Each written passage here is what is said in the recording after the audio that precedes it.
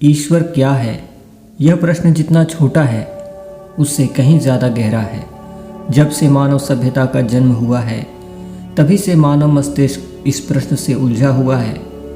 इस प्रश्न का उत्तर हर व्यक्ति अपने अनुभव के अनुसार देता है, किंतु यह भी सत्य है कि ईश्वर के अस्तित्व को शब्दों में समेट पाना इतना आसान नहीं।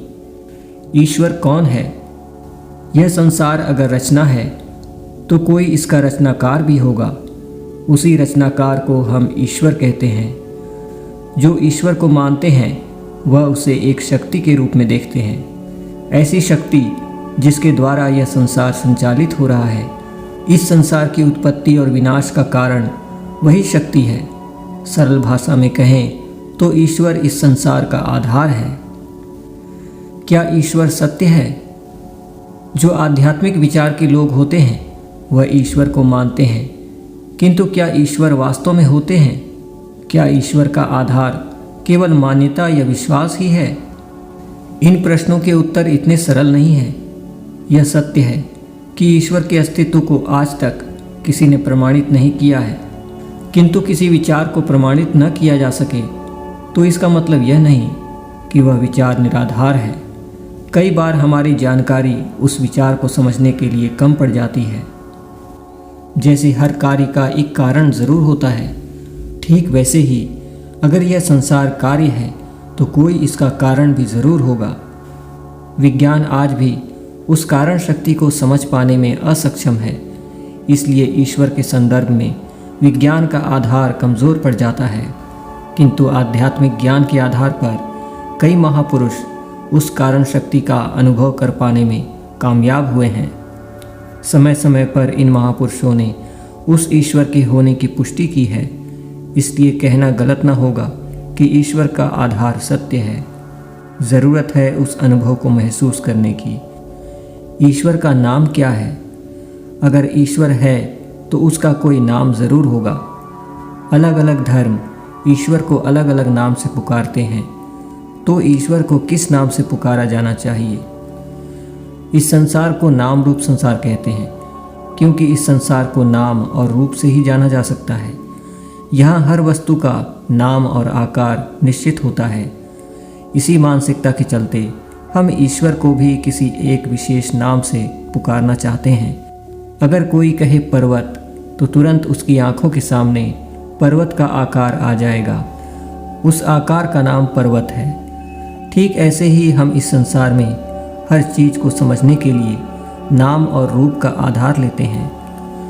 जब तक बालक का जन्म नहीं होता उसका कोई नाम भी नहीं होता। परिवार अपनी रुचि के अनुसार उसका नामकरण करते हैं। ठीक वैसे ही ईश्वर का भी कोई नाम नहीं है। अपनी मान्यता और विचार के अनुसार हर समुदाय उसे अलग अलग नाम से पुकारता है। ईश्वर को पाने के लिए नाम ज़रूरी नहीं है, बल्कि भावना की ज़रूरत है। नाम का महत्व तो इतना ही है कि फिर आप अपनी पूरी ऊर्जा उस एक नाम पर केंद्रित कर सकते हैं। जैसे बच्चे की शिक्षा के प्रारंभ में उसे सिखाया जाता है अ से अमरूद, क से कबूतर। आगे चलकर जैसे उसकी बुद्धि का विकास होता है वह क से और अ से बहुत कुछ सीखता है। ठीक वैसे ही ईश्वर के किसी एक नाम का सहारा शुरुआत में ज़रूरी है। एक बार आपकी आध्यात्मिक बुद्धि का विकास हो जाता है, फिर आप ईश्वर को एक नाम तक सीमित नहीं रख सकते हैं। ईश्वर का रूप क्या है? इस नाम रूप संसार में नाम और रूप की प्रधानता है, इसलिए हम ईश्वर का भी रूप खोजने में लग जाते हैं। हम सब ईश्वर का आकार देखना चाहते हैं और अपनी विचारधारा के अनुसार उसका कोई अलग रूप बना लेते हैं, किंतु सत्य यही है कि ईश्वर निराकार है। निराकार का अर्थ होता है जिसका अपना कोई आकार ना हो, या जो हर आकार में समा सकता है।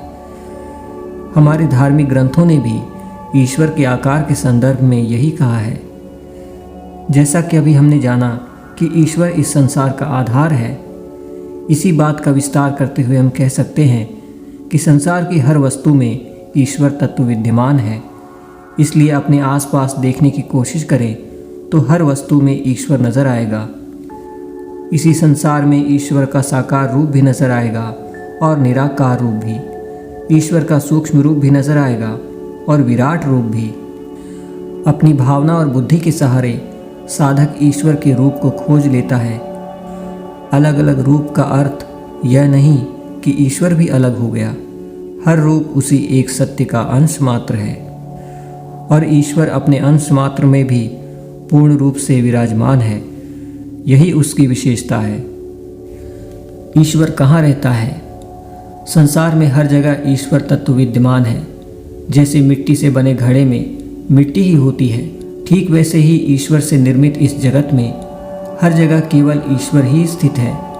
जैसे मिट्टी के घड़े का रूप, रंग और आकार भिन्न हो सकता है, किंतु घड़े के हर कण में केवल मिट्टी ही व्याप्त है। ठीक उसी प्रकार संसार में कितनी भी भिन्नता क्यों न हो, उसके मूल में ईश्वर ही व्याप्त है। सांसारिक व्यक्ति ईश्वर को बाहर खोजते हैं और आध्यात्मिक व्यक्ति ईश्वर को अपने भीतर खोजते हैं। ईश्वर को कैसे प्राप्त करें? ईश्वर कोई वस्तु नहीं जिसे प्राप्त किया जा सके। वह भावना के रूप में हम सब में स्थित है। उसे महसूस करने की ज़रूरत है।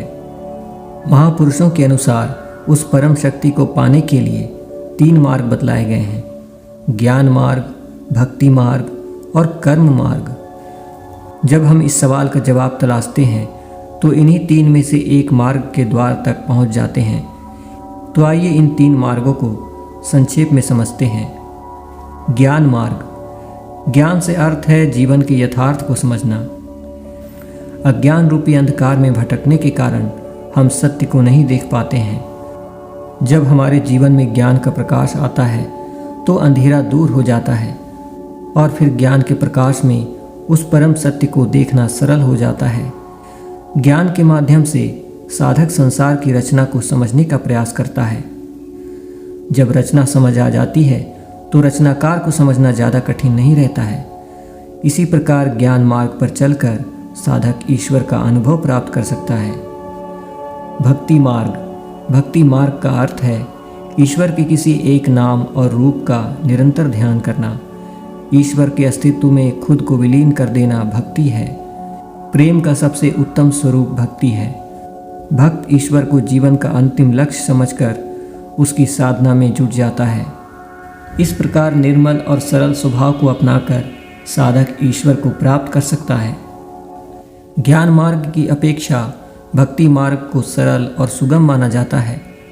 बेशक भक्ति मार्ग और ज्ञान मार्ग अलग अलग प्रतीत होते हैं, किंतु सत्य यही है कि ज्ञान के बिना भक्ति संभव नहीं और भक्ति में ही संपूर्ण ज्ञान समाया है। कर्म मार्ग। अपने कर्तव्यों का निर्वहन करना ही कर्म मार्ग पर चलना है। कर्म मार्ग पर चलने वाला साधक मर्यादा और चरित्र दोनों का निर्माण करता है। ऐसे गुणों का विकास साधक के भीतर एक आत्मीयता और संतोष का भाव जगाती है।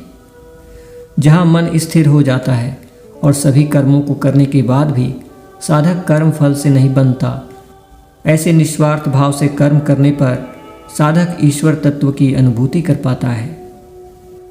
तो इन सभी बातों से हम इस निष्कर्ष पर पहुँचते हैं कि अगर संसार का रचयिता ईश्वर है तो ईश्वर परम सत्य है, एक ऐसी शक्ति जिसका ना आदि है और ना अंत है।